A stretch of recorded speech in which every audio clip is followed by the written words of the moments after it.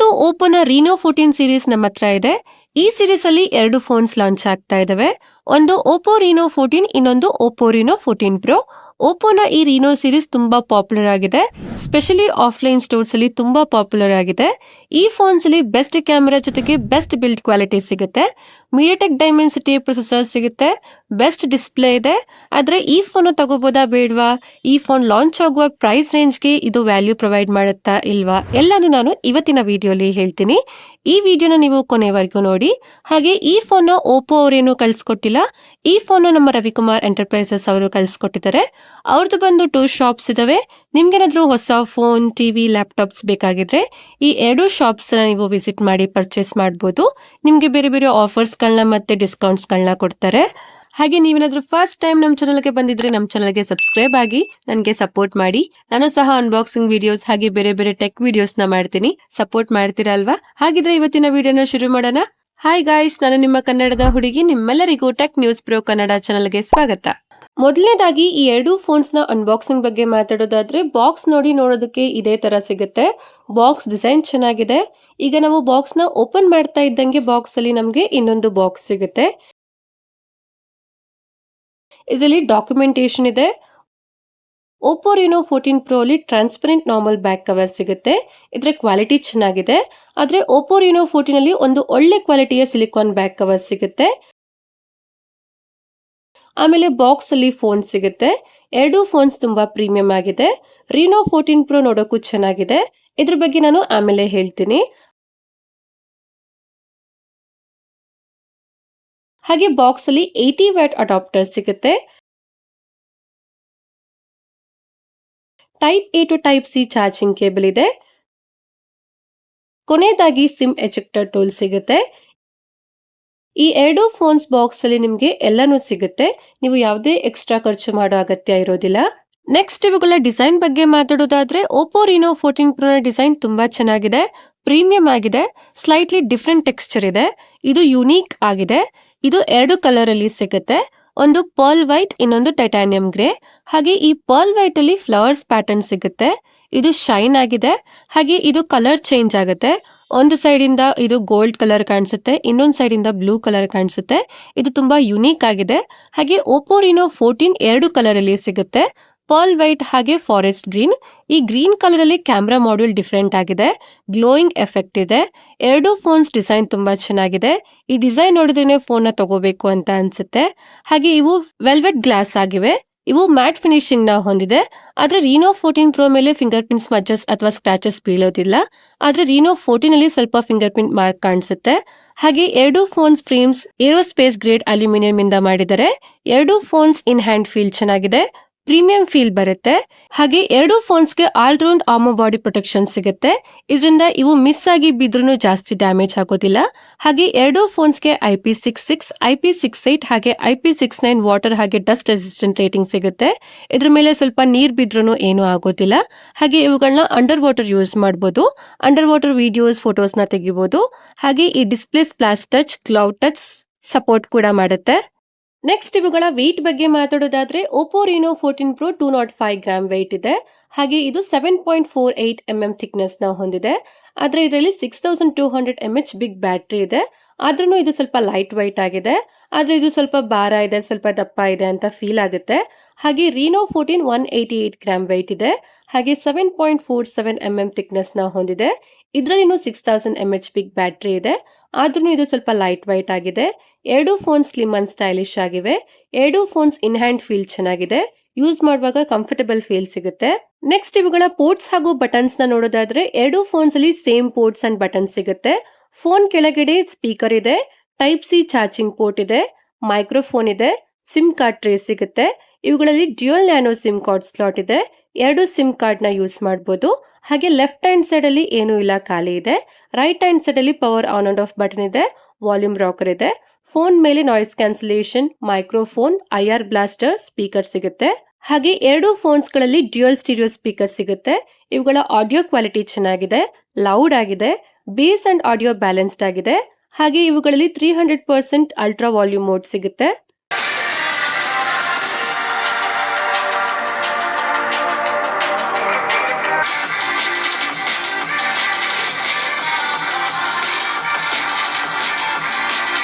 Next ಇವುಗಳ display ಬಗ್ಗೆ ಮಾತಾಡೋದಾದ್ರೆ Oppo Reno 14 Pro ಅಲ್ಲಿ 6.83 inches 1.5K resolution LTPO AMOLED display ಸಿಗುತ್ತೆ. 120 Hz ರಿಫ್ರೆಶ್ ರೇಟ್ ಇದೆ. ಆದರೆ Oppo Reno 14 ಅಲ್ಲಿ 6.59 ಇಂಚಸ್ 1.5K AMOLED ಡಿಸ್ಪ್ಲೇ ಸಿಗುತ್ತೆ. ಇದರಲ್ಲಿನೂ 120 Hz ರಿಫ್ರೆಶ್ ರೇಟ್ ಇದೆ. ಎರಡು ಫೋನ್ ಸ್ಮೂತ್ ಆಗಿ ವರ್ಕ್ ಆಗುತ್ತೆ, ಯಾವುದೇ ಲ್ಯಾಗ್ ಫೀಲ್ ಆಗೋದಿಲ್ಲ. ಎರಡು ಫ್ಲಾಟ್ ಡಿಸ್ಪ್ಲೇ ಆಗಿದೆ. ಹಾಗೆ ಇವುಗಳಲ್ಲಿ 3840 Hz PWM ಡಿಮ್ಮಿಂಗ್ ಸಪೋರ್ಟ್ ಸಿಗುತ್ತೆ. ಇದರಿಂದ ಲೋ ಲೈಟ್ ಅಲ್ಲಿ ಫ್ಲಿಕರಿಂಗ್ ಇಶ್ಯೂಸ್ ಬರೋದಿಲ್ಲ, ಕಣ್ಗಳು ಉರಿಯೋದಿಲ್ಲ. ಲೋ ಲೈಟ್ ಅಲ್ಲಿ ಯೂಸ್ ಮಾಡಬಹುದು. ಹಾಗೆ ಎರಡು ಫೋನ್ಸ್ ಅಲ್ಲಿ 1200 ನೈಟ್ಸ್ ಹೈ ಬ್ರೈಟ್ನೆಸ್ ಮೋಡ್ ಸಿಗುತ್ತೆ. ಎರಡು ಫೋನ್ಸ್ ಡಿಸ್ಪ್ಲೇ ತುಂಬಾ ಬ್ರೈಟ್ ಆಗಿದೆ. ಇಂಡೋರ್ ಹಾಗೆ ಔಟ್ಡೋರ್ ಅಲ್ಲಿ ಚೆನ್ನಾಗಿ ಕಾಣಿಸುತ್ತೆ. ಹಾಗೆ ಡೈರೆಕ್ಟ್ ಸನ್ಲೈಟ್ ಅಲ್ಲಿನೂ ವಿಸಿಬಿಲಿಟಿ ಚೆನ್ನಾಗಿದೆ.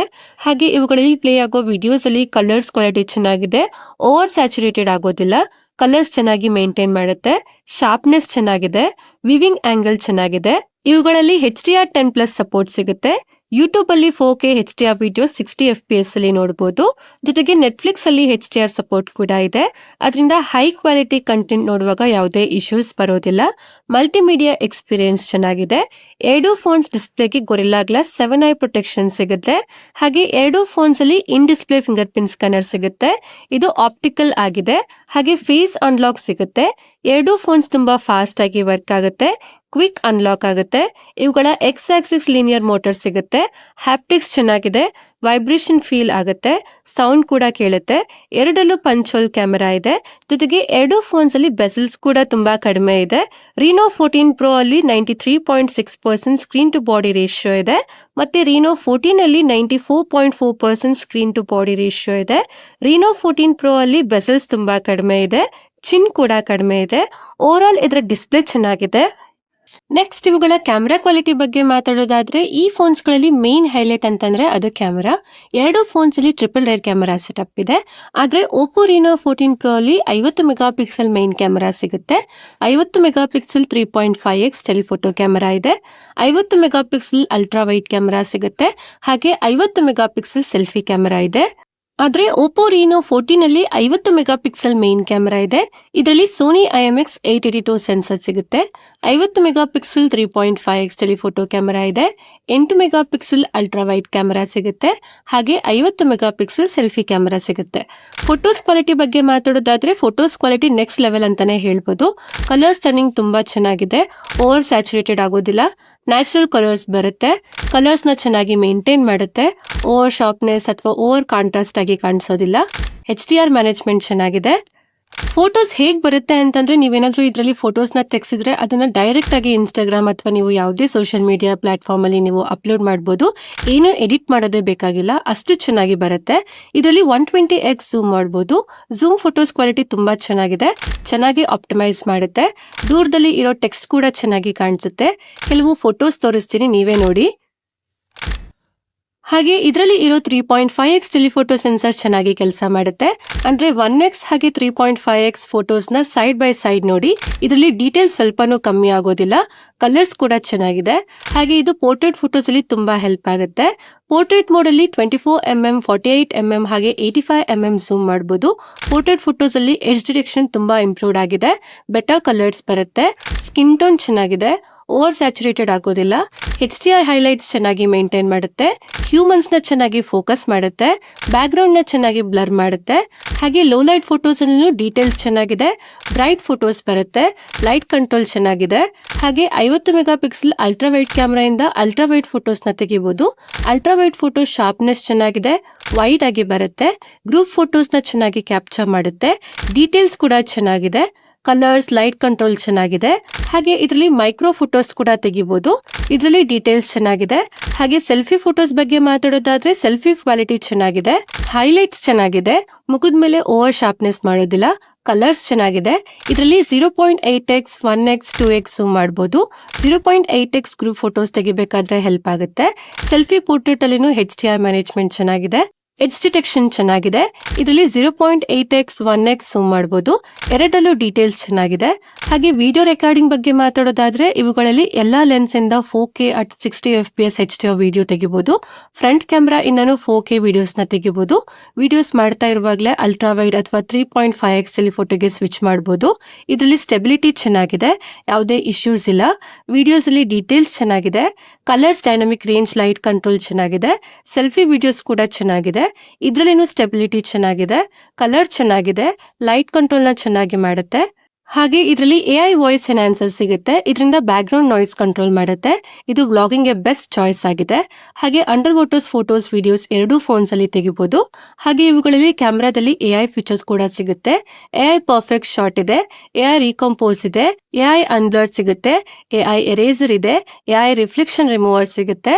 ಹಾಗೆ AI ಸ್ಟುಡಿಯೋ ಆಪ್ ಕೂಡ ಸಿಗುತ್ತೆ.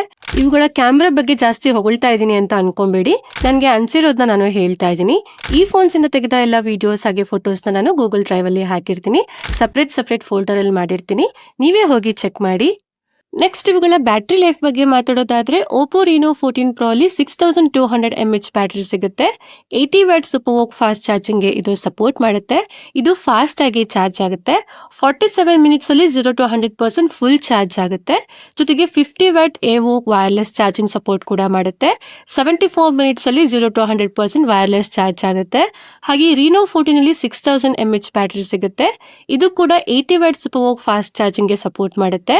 ಜೊತೆಗೆ ಇದು ಕೂಡ ಫಾಸ್ಟ್ ಆಗಿ ಚಾರ್ಜ್ ಆಗುತ್ತೆ. 48 ಮಿನಿಟ್ಸ್ ಅಲ್ಲಿ 0 to 100% ಫುಲ್ ಚಾರ್ಜ್ ಆಗುತ್ತೆ. ಇದರಲ್ಲಿ ವೈರ್ಲೆಸ್ ಚಾರ್ಜಿಂಗ್ ಸಪೋರ್ಟ್ ಇಲ್ಲ. ಆದ್ರೆ ಎರಡೂ ಫೋನ್ಸ್ ಗಳ ಬ್ಯಾಟರಿ ಬ್ಯಾಕಪ್ ಚೆನ್ನಾಗಿದೆ. ಹೆವಿ ಯೂಸ್ ಮಾಡಿದ್ರೆ 8 to 9 ಅವರ್ಸ್ ಬ್ಯಾಟರಿ ಬ್ಯಾಕಪ್ ಬರುತ್ತೆ. ನಾರ್ಮಲ್ ಆಗಿ ಯೂಸ್ ಮಾಡಿದ್ರೆ 1.5 ದಿನ ಬ್ಯಾಟರಿ ಬ್ಯಾಕಪ್ ಬರುತ್ತೆ. ನೆಕ್ಸ್ಟ್ ಇವುಗಳ ಕನೆಕ್ಟಿವಿಟಿ ಬಗ್ಗೆ ಮಾತಾಡೋದಾದ್ರೆ ಎರಡೂ ಫೋನ್ಸ್ ಅಲ್ಲಿ 17 5G ಬ್ಯಾಂಡ್ ಸಿಗುತ್ತೆ. ಡ್ಯುಯಲ್ ಬ್ಯಾಂಡ್ 4G ಇದೆ, Wi-Fi 6 ಸಿಗುತ್ತೆ, ಬ್ಲೂಟೂತ್ 5.4 ಇದೆ, IR ಬ್ಲಾಸ್ಟರ್ ಸಿಗುತ್ತೆ. ಆದ್ರೆ Reno 14 Pro ಅಲ್ಲಿ NFC ಸಪೋರ್ಟ್ ಸಿಗುತ್ತೆ. ಹಾಗೆ eSIM ಸಪೋರ್ಟ್ ಕೂಡ ಇದೆ. Reno 14 ಅಲ್ಲಿ NFC ಸಪೋರ್ಟ್ ಇಲ್ಲ. ಆದ್ರೆ ಎರಡೂ ಫೋನ್ಸ್ ಗಳ 5G ಕನೆಕ್ಟಿವಿಟಿ ಚೆನ್ನಾಗಿದೆ. ಕಾಲ್ ಬಂದಾಗ 4G ಗೆ ಶಿಫ್ಟ್ ಆಗೋದಿಲ್ಲ.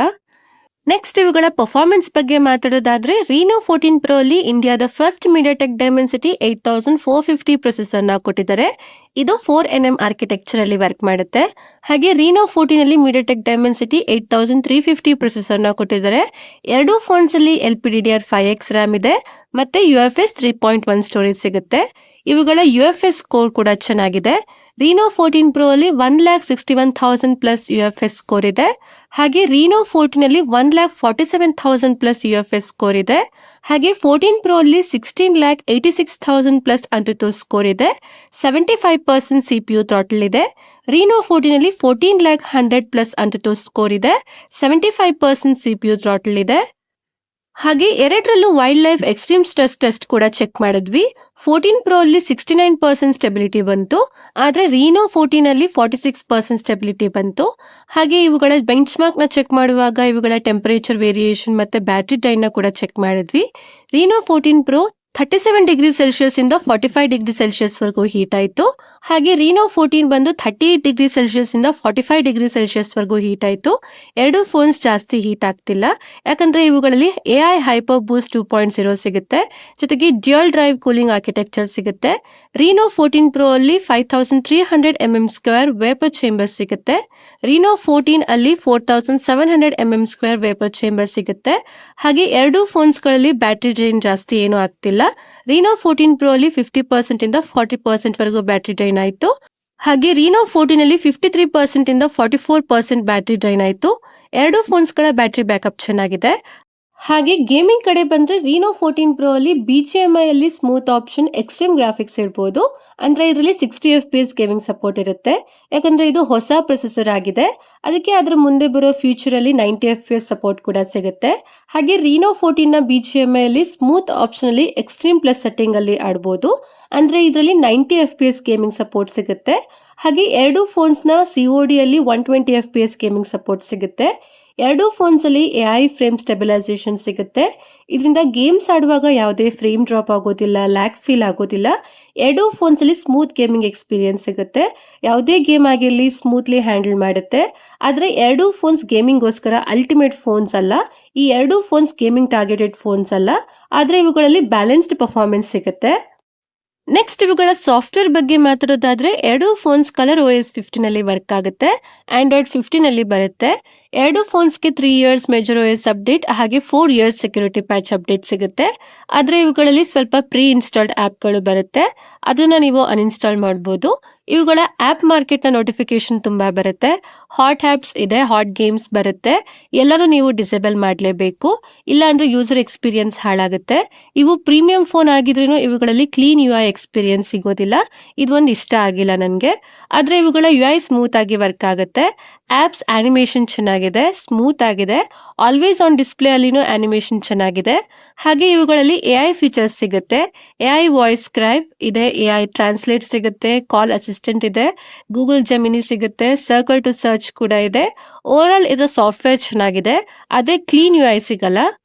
ಕೊನೆಯದಾಗಿ ಇವುಗಳ ಪ್ರೈಸಿಂಗ್ ಬಗ್ಗೆ ಮಾತಾಡೋದಾದ್ರೆ ರೀನೋ 14 Pro 2 ವೇರಿಯಂಟ್ ಅಲ್ಲಿ ಸಿಗುತ್ತೆ. 12 GB ರ್ಯಾಮ್, 256 GB ಸ್ಟೋರೇಜ್. ಇದಕ್ಕೆ 49,999 ಆಗುತ್ತೆ. ಹಾಗೆ 12 GB ರ್ಯಾಮ್, 512 GB ಸ್ಟೋರೇಜ್. ಇದಕ್ಕೆ 54,999 ಆಗುತ್ತೆ. ಹಾಗೆ ರೀನೋ 14 ಅಲ್ಲಿ 3 ವೇರಿಯಂಟ್ ಅಲ್ಲಿ ಸಿಗುತ್ತೆ. 8 GB ರ್ಯಾಮ್, 256 GB ಸ್ಟೋರೇಜ್. ಇದಕ್ಕೆ 37,999 ಆಗುತ್ತೆ. 12 GB ರ್ಯಾಮ್, 256 GB ಸ್ಟೋರೇಜ್. ಇದಕ್ಕೆ 39,999 ಆಗುತ್ತೆ. ಹಾಗೆ 12 GB ರ್ಯಾಮ್, 512 GB ಸ್ಟೋರೇಜ್. ಇದಕ್ಕೆ 42,999 ಆಗುತ್ತೆ. ಜೊತೆಗೆ ಎರಡೂ ಫೋನ್ಸ್ಗೆ ಬ್ಯಾಂಕ್ ಡಿಸ್ಕೌಂಟ್ ಕೂಡ ಸಿಗುತ್ತೆ. ಹಾಗಿದ್ರೆ ಈ ಫೋನ್ಸ್ಗಳನ್ನ ತಗೋಬೋದಾ ಅಂತಂದ್ರೆ ನನ್ನ ಪ್ರಕಾರ ತಗೋಬಹುದು. ಎರಡೂ ಫೋನ್ಸ್ ಚೆನ್ನಾಗಿದ್ದಾವೆ, ಕ್ಯಾಮ್ರಾ ಟಾಪ್ ನಾಚ್ ಆಗಿದ್ದಾವೆ, ಫ್ಲಾಗ್ಶಿಪ್ ಲೆವೆಲ್ ಕ್ಯಾಮ್ರಾ ಸಿಗ್ತಾ ಇದೆ, ಡಿಸೈನ್ ಪ್ರೀಮಿಯಂ ಆಗಿದೆ, ಬ್ಯಾಟ್ರಿ ಲೈಫ್ ಚೆನ್ನಾಗಿದೆ, ಡಿಸ್ಪ್ಲೇ ಚೆನ್ನಾಗಿದೆ, ಬೆಸಲ್ಸ್ ಕಡಿಮೆ ಇದೆ. ಇವುಗಳ ಬಿಲ್ಡ್ ಕ್ವಾಲಿಟಿ ಚೆನ್ನಾಗಿದೆ, ಆದ್ರೆ ಇವುಗಳ ಸಾಫ್ಟ್ವೇರ್ ಕ್ಲೀನ್ ಆಗಿಲ್ಲ. ಪರ್ಫಾರ್ಮೆನ್ಸ್ ಡೀಸೆಂಟ್ ಮತ್ತೆ ಬ್ಯಾಲೆನ್ಸ್ಡ್ ಆಗಿದೆ. ಇಷ್ಟೇ ಫ್ರೆಂಡ್ಸ್, ಇವತ್ತಿನ ವಿಡಿಯೋಲಿ ಓಪೋ ರೀನೋ 14 ಹಾಗೆ ಓಪೋ ರೀನೋ 14 ಪ್ರೋನ ಅನ್ಬಾಕ್ಸಿಂಗ್ ಮಾಡಿ ರಿವ್ಯೂ ಮಾಡಿದ್ದೀನಿ. ಈ ಫೋನ್ಸ್ ನಾನು ಬೇರೆ ಯಾವ ಫೋನ್ಸ್ ಜೊತೆಗೆ ಕಂಪ್ಯಾರಿಸನ್ ಮಾಡಬೇಕು ಅಂತ ಹೇಳಿ, ಹಾಗೆ ನಿಮ್ಗೆ ಯಾವ ಫೋನ್ಸ್ ಬಗ್ಗೆ ಯಾವ್ದಾದ್ರು ಡೌಟ್ ಇದ್ರೂ ನೀವು ಕಮೆಂಟ್ ಮಾಡಿ ಕೇಳಿ. ವಿಡಿಯೋ ಇಷ್ಟ ಆದ್ರೆ ಲೈಕ್ ಮಾಡಿ, ನಮ್ಮ ಚಾನಲ್ಗೆ ಸಬ್ಸ್ಕ್ರೈಬ್ ಆಗಿ ನನಗೆ ಸಪೋರ್ಟ್ ಮಾಡಿ, ನಿಮ್ಮ ಫ್ರೆಂಡ್ಸ್ ಹಾಗೆ ಫ್ಯಾಮಿಲಿ ಅವ್ರಿಗೆ ಶೇರ್ ಮಾಡಿ. ಧನ್ಯವಾದಗಳು. Thank you for watching. Next ವಿಡಿಯೋಲ್ ಸಿಗೋಣ. ಅಲ್ಲಿವರೆಗೂ ಕಾಯ್ತಾ ಇರಿ. ಬೈ ಬಾಯ್.